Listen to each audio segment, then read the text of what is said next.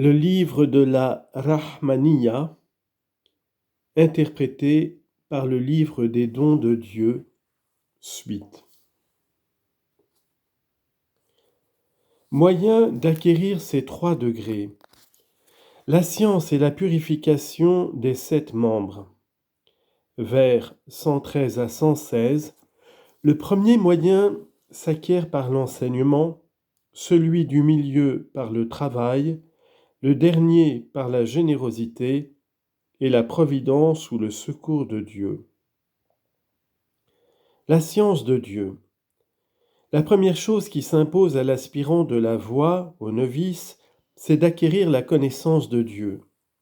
Cela lui est nécessaire afin de connaître les obligations qu'il doit remplir envers notre Maître, de savoir ce qui est défendu, yastahil, et ce qui est permis, yajouz.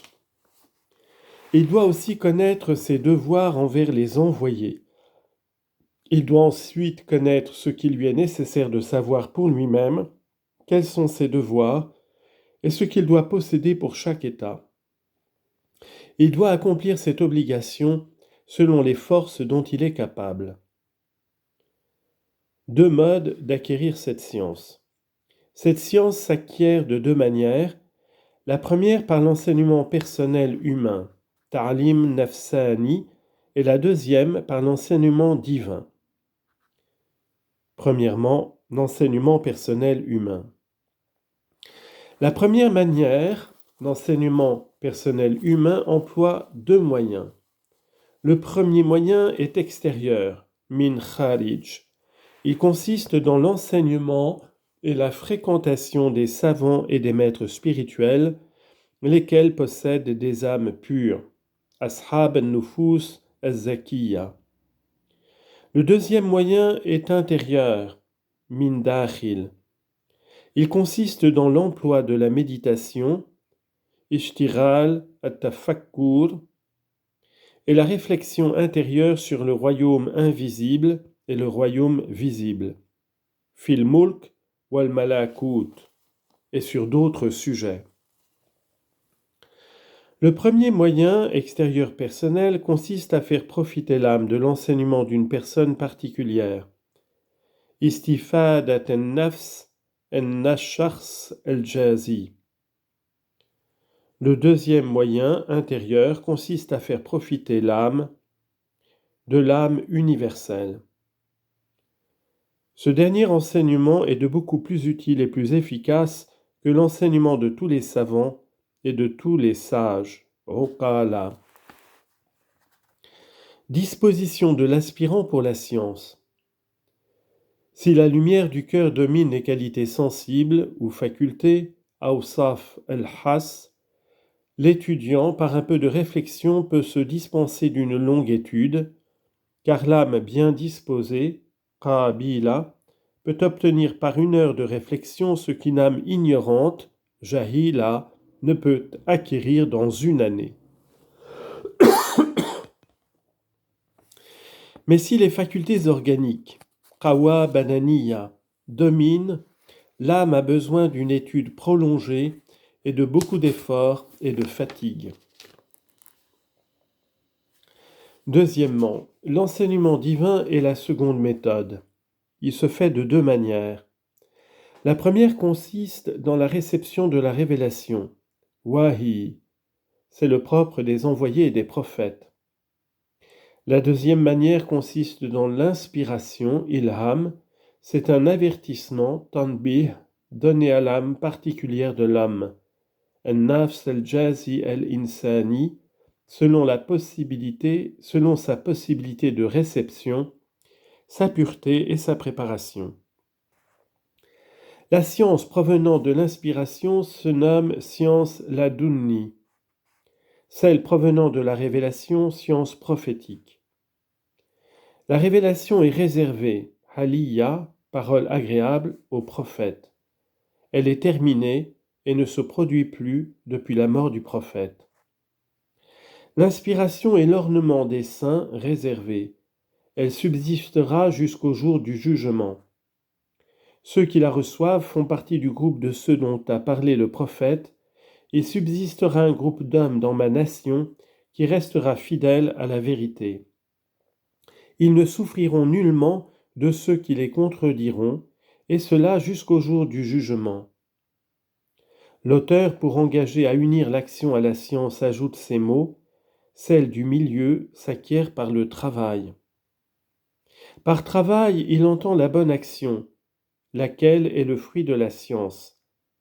Car la science sans l'action est comme un arbre sans fruit. Cette méthode exige l'effort et la recherche, car celui qui fait des efforts obtient ce qu'il désire, et celui qui se relâche et néglige l'action est frustré. Car ne récolte pas le miel celui qui a choisi la paresse.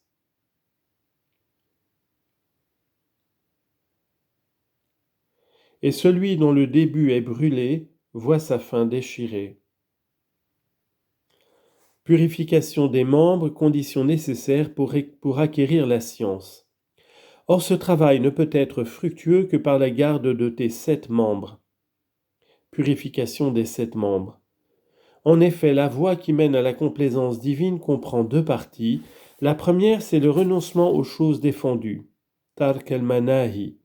La deuxième, l'accomplissement des préceptes ou choses ordonnées, ta'a'at. Le renoncement aux choses défendues est la chose la plus difficile.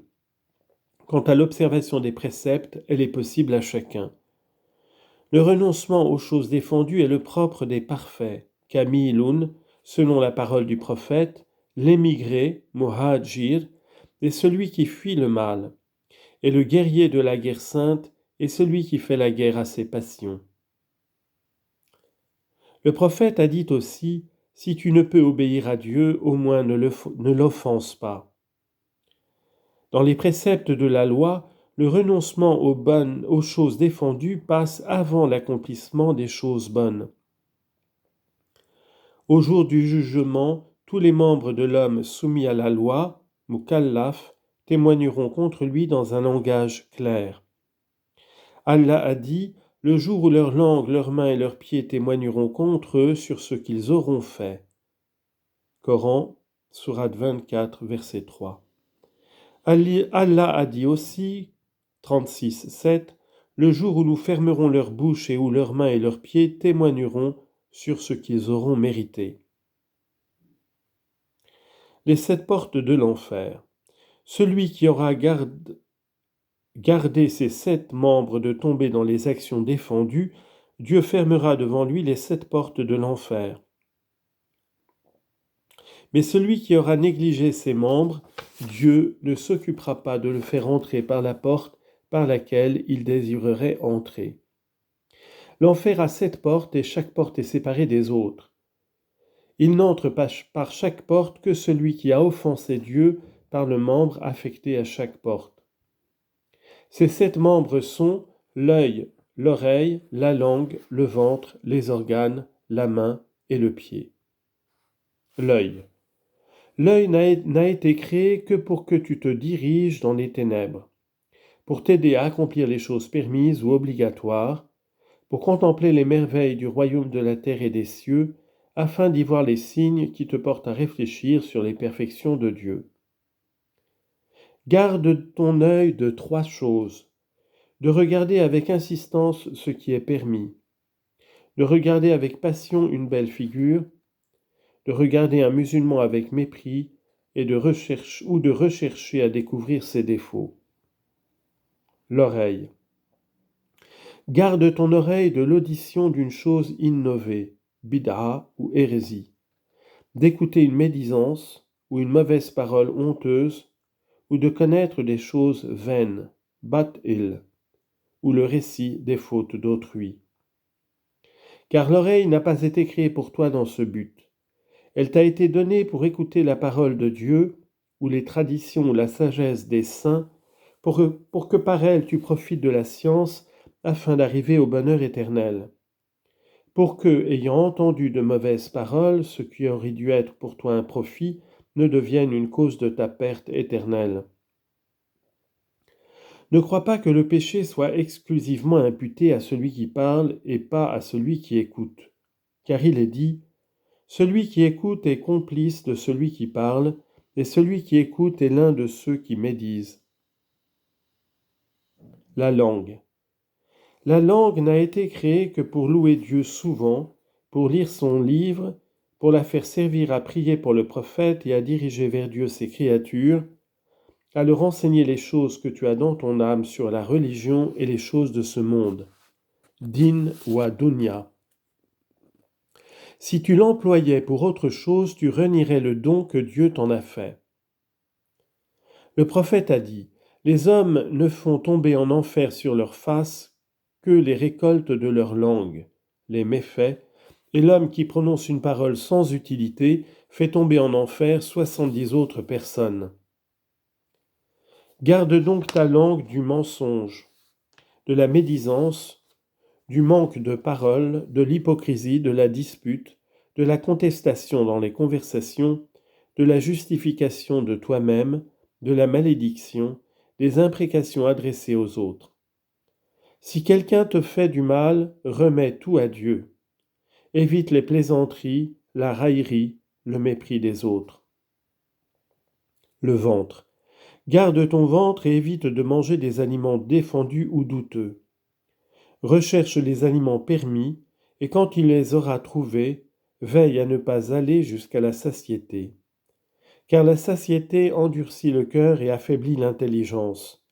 Elle empêche d'apprendre par cœur. Elle alourdit les membres dans l'accomplissement des devoirs de piété et elle fortifie les passions. Les organes. Garde tes membres de tout ce que Dieu a défendu. Allah a dit, ceux qui gardent leurs membres, sauf avec leurs femmes ou avec celles qu'ils possèdent en propriété, comme les concubines. Et tu n'arriveras à te dominer en cela sinon par la garde de tes yeux contre tout regard mauvais, et de ton cœur contre toute pensée, par la garde de ton ventre contre la satiété. Les mains.